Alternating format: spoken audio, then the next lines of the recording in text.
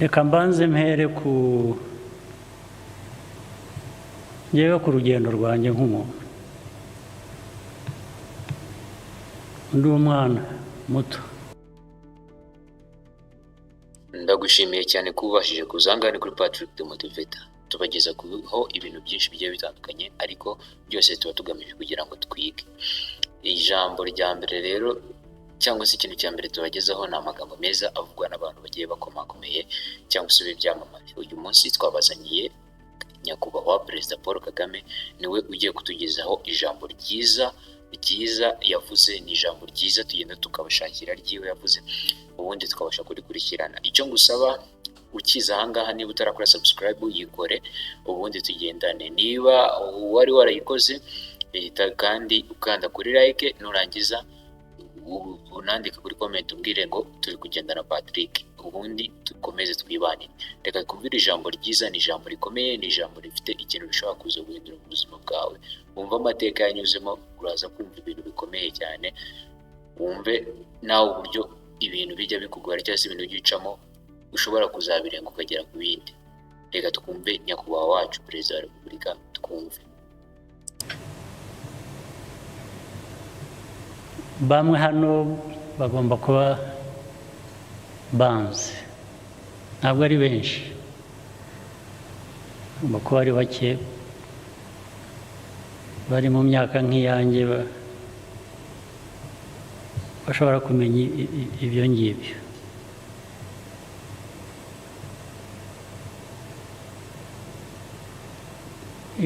Twabaye impunzi, umuryango wanjye warahunze mfite imyaka 4 aho ngaho.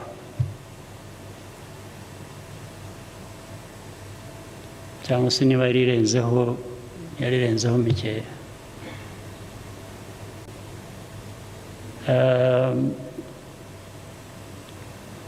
Duhunga uko abantu bose bahungaga. Iyo abantu bahunga nta nubwo babanza ngo bajye inama, umwe afata inzira y'undi agafata iy'undi, wenda bagira amahirwe bakazagera aho bahurira.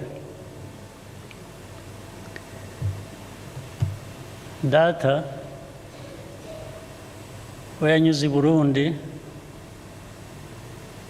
arakomeza anyura muri Kongo, i Bukavu, anyura Goma, arakomeza duhurira i Bugande ahantu hitwa Kamwezi, hakurya y'umupaka hariya. Maze amateka ni ikintu cyiza cyane, kandi isi ubanza ari ntoya cyane. Ahantu twashyikiye bwa mbere muri Uganda twambutse umupaka, hakurya y'umupaka ha Kamwezi, ni iwabo w'umuntu wahoze ari Chief Justice hano mu Rwanda, Rugege muramwibuka, Sam Rugege. Ise nawe Rugege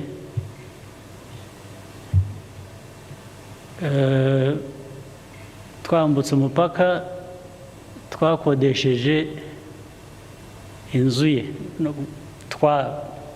Ntabwo nanjye nishyizemo ngo twarakodesheje, ntabwo nari mpari gusa, ariko bakodesheje ntabwo mbarwamo. Niho twabaye igihe mbere y'uko tujyanwa mu kampu Murankore ahantu za Isingiro bitaga Nshungerezi. Niho twabanje tuvuye aho. Nyuma yaho tujya Toro, naho hirya gato. Icyo nshaka kuvuga, ubwo ibindi ndagenda mbisimbuka,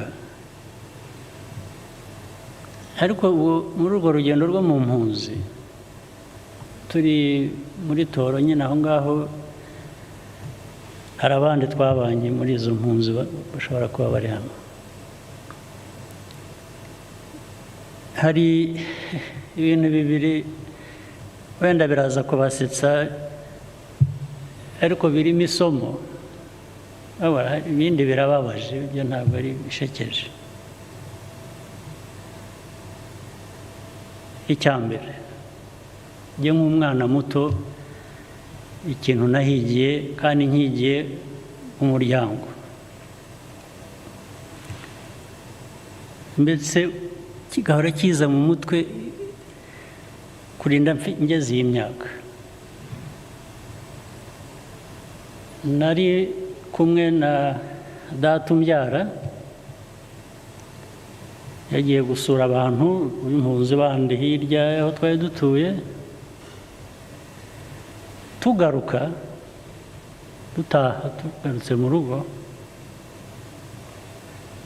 dusanga ahantu hari abahigi abatora barahigaga, barebazaga kuko twari mu mashyamba, kaza bahiga, bategaga ibintu ubutimba, babyita iki mu Kinyarwanda? Nets. Hari irindi jambo ry'Ikinyarwanda? Ubutimba ni ntabwo numva. Inshundura yari imitego ariko y'imigozi, imitego y'imigozi, noneho bagahinda inyamaswa zikagenda zigategwa n'aya migozi, zikagwamo, imigozi ikazihambira, bakaza. So tugenda tunyuraho dusanga aho abahigi bari, ndetse bavumbura inyamaswa iriruka, agasha gasimbuka ya migozi ntiyagafata, ariko ubwo amacumu mu kirere bashaka kugatera amacumu, noneho kabisimbuka kiruka kajya mu kampu aho twaganaga. So data icyo gihe arambwira, turareba aka kanyamaswa gacitse bariya abantu bagahigaga,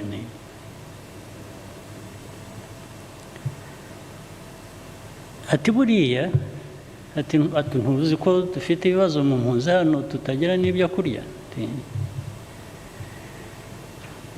Ati buriya tugeze mu rugo tugasanga kinjiye mu nzu, kahungiye mu nzu yacu, tuzi ko nta burenganzira dufite bwo kugafata ngo tukabage tukarya kubera ko dushonze.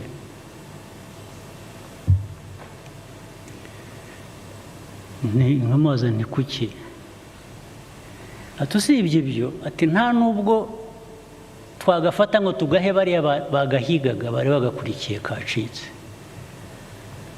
Ati icyo dukwiriye gukora, icyo twakora ni ukukareka kagenda, kakazaba kagwa ku bandi.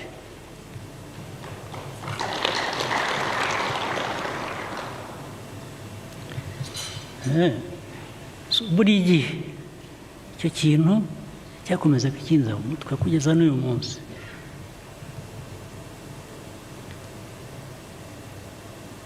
Kuko cyari gifite uburemere bwo kuvuga ati ntabwo si inyamaswa twahize, yacitse, irahungisha ubuzima bwayo, igize amahirwe icitse abayihigaga, yinjiye mu rugo. Ntabwo ni nko kuvuga ngo twaba dukoze ishyano, uwo mugayo ntitwawukira wo kwica iyo nyamaswa yacitse abayihigaga, reka izagenda igwa ahandi itaguye kuri twebwe. Ubwo urumva ni ku nyamaswa, ariko noneho ku bantu byo bigomba kuba bifite uburemere bwinshi burenze.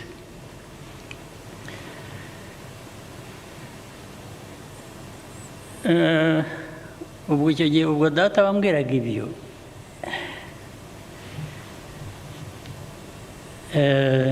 yashaje mfite imyaka mikeya muri 72.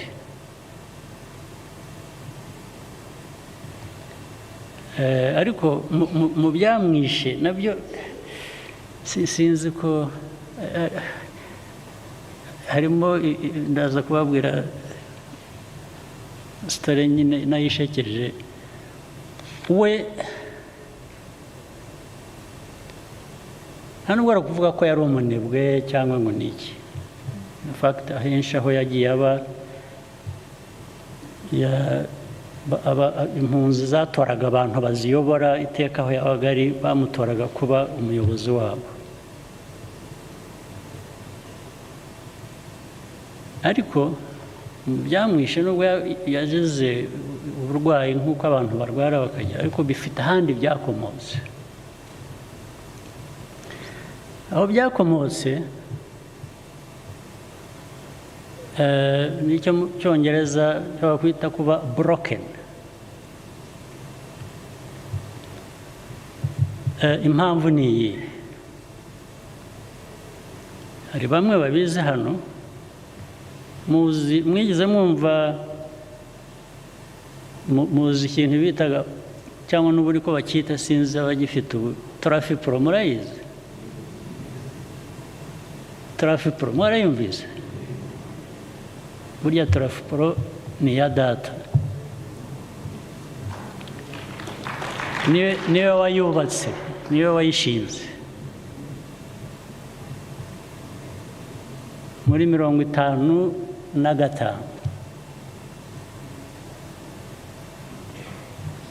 Amateka ni igitangaza, bifite n'ibipapuro byabo by'abantu b'icyo gihe na sinya iriho.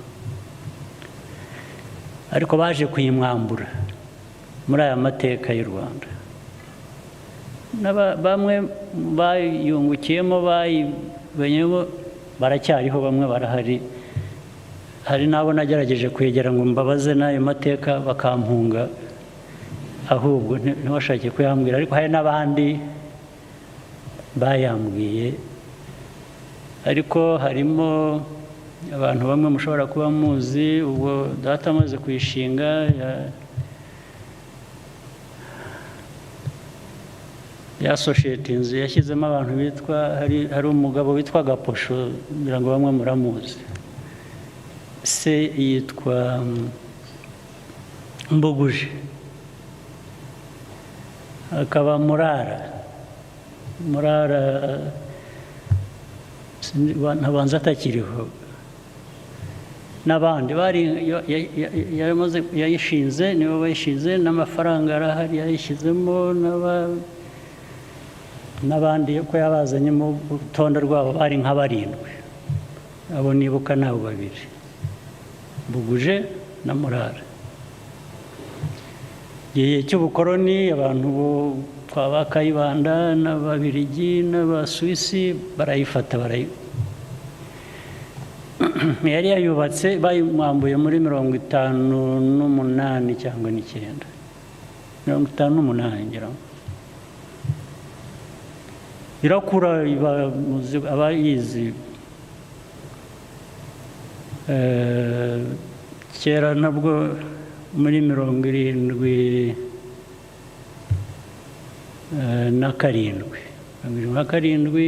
78 itangira, naje hano mu Rwanda, njya mu iduka rimwe rya Trafipro, kubera ko aya mateka nayo narayumvise. Gusa kureba ibirimo usanga baragurishamo ibintu byinshi, amakarayi, amabesene, amasabune, ibintu byose ngira ngo byagurishwagamo. So kuba yarakoraga nk'ibyo. Hanyuma yacuruzaga n'ikawa, yacuruzaga ikawa exporting. So yari entrepreneur by any standard. Now story rero nza kubagereraho ni ubwo turi mu mpunzi and how he was broken, yisanze mu buzima, mu mutwe we yumvaga ntacyo yagukorera kugira ngo bubemo, ahubwo yahitamo gupfa. What does it mean? Icyo bivuze ni iki? Mama we nawe ntabyo yari amenyereye, ariko yafashe isuka arahinga kugira ngo tubeho.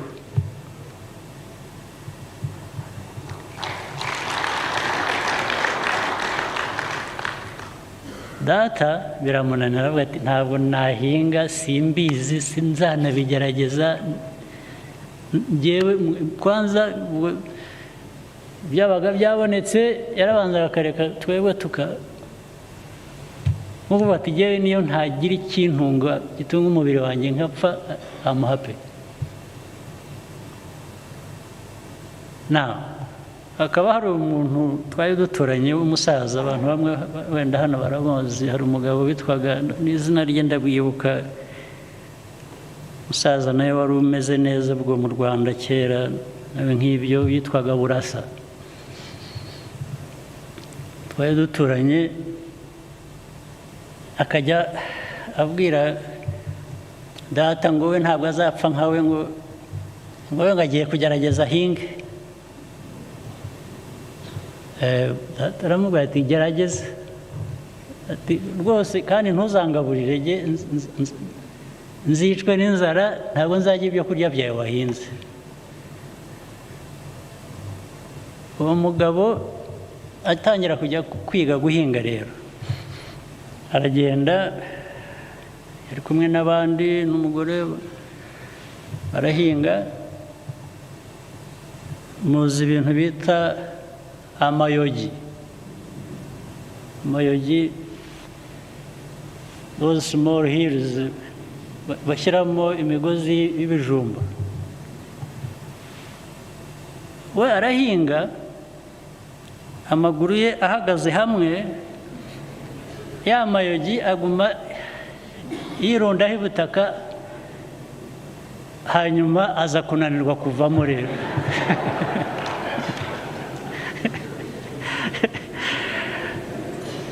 Ariko akakomeza agahinga, akabona abandi bo barakomeza baravamo.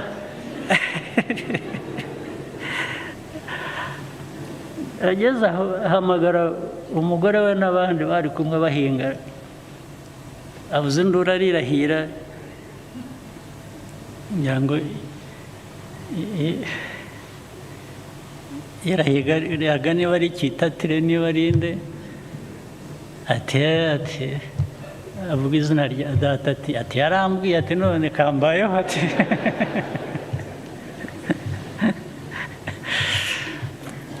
so hagombye kujya abantu kujya kumuvanamo, kuko ntabwo yari azi kwavamo, yatabye amaguru ye yombi ageze hejuru y'amavi, yashyize amayogi. Akababaza ati ariko mwe muvamo muti ko so icyo gihe then my father nibwo yamubwiraga ati ariko ati nibi wambwiraga, ati sinabwiye ko ibyo kurya byawe ntabirya, ati ubu hari ibizera ahangaha waheze, keretse niba ari wowe uzeramo, kuko niwe so ariko we rwose gave up, ubwo ko ntabyo azakora. And I think in the end bigomba kuba byaragize effect. Ibi byose ndabivugira iki cyangwa icyatumye mbibabwira ni iki?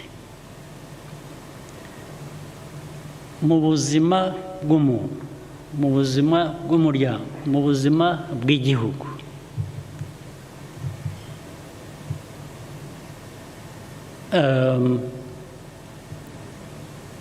harimo ingorane nyinshi.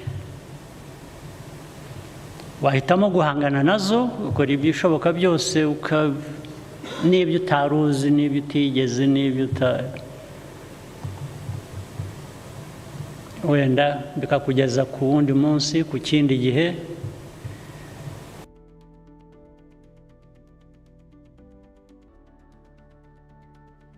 ni ibintu bikomeye, ni ibintu tugomba gukurikiza. Ndabashimiye rero kuba mwabashije kubana natwe aha ngaha uyu munsi. Ngaho icyo ngusaba ni ka subscribe niba wari urindiriye ibindi bintu tuzagenda tugaruka no ku bindi bice, n'ibindi bice bizagenda bikurikira. Icyo ngusaba komeza ubane natwe ndetse ushyireho na comment mu gihe uyifite. Ni ibintu byiza kubagira, ni ibintu by'agaciro. Ndabashimiye rero bw'uyu munsi, ngaho mukomeze mugire ibihe byiza. Ciao ciao.